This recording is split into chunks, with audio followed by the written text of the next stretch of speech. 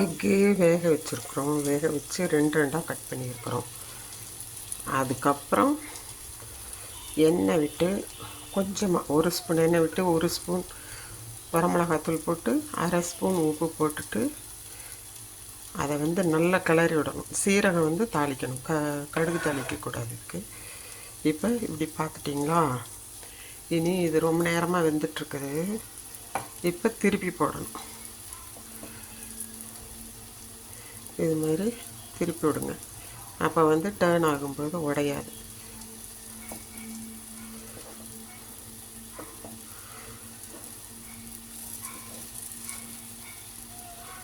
அழகாக ரெட்டு கலராக இருக்குது பாருங்கள்.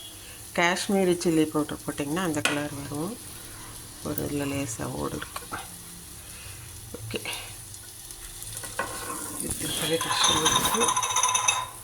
இதுதான் ஈஸியாக இருக்கும்.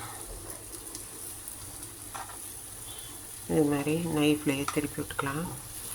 அது மரக்கரண்டிங்கிறதுனால ஒவ்வொன்றும் திருப்பவே லேட் ஆகும். இது வந்து மஞ்சள் கருவு கொஞ்சம் கலந்துருச்சு இதில், அதனால் அப்படி வச்சுருக்கேன்.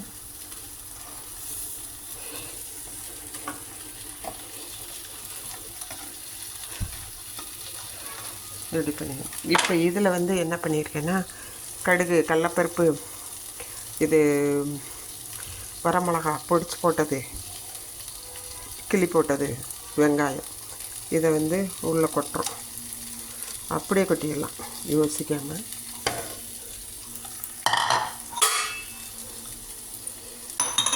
இது வந்து ஏற்கனவே வதக்கி வச்சிருக்கோம், சரியா?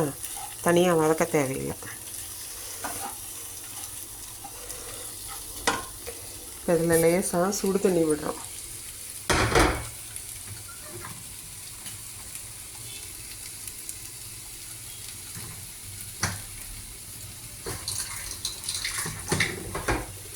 இவ்வளோதான். ஏற்கனவே வெந்த முட்டை. இந்த ஆனியன் வரமிளகாத்தூள்லாம் வேகிறதுக்காக 1 நிமிஷம் அப்படியே வேகட்டும். இடையில உங்களுக்கு நான் ஒன்று காமிக்கிறேன். இந்த அக்வாகார்டு 2 மாதத்துக்கு முதல்ல வாங்கினோம். என்ன கம்பெனி படிச்சுக்கோங்க. என்ன கம்பெனி எனக்கு மறந்து போச்சு.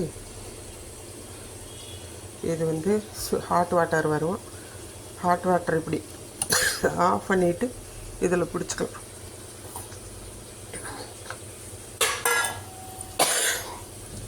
நம்ம வர காப்பி போடுற அளவுக்கு 80 டிகிரி சூடு வரும். அவ்வளோதான். சமையலுக்கெல்லாம் கொதிக்கிற தண்ணி வேணால் இதை ஊற்றிக்கலாம். வாட்டர் கேன் கழுவிட்டு இதுக்கும் வச்சுக்கலாம். சங்கு புஷ்பம் போட்டு விட்டு வச்சுருக்கேன்.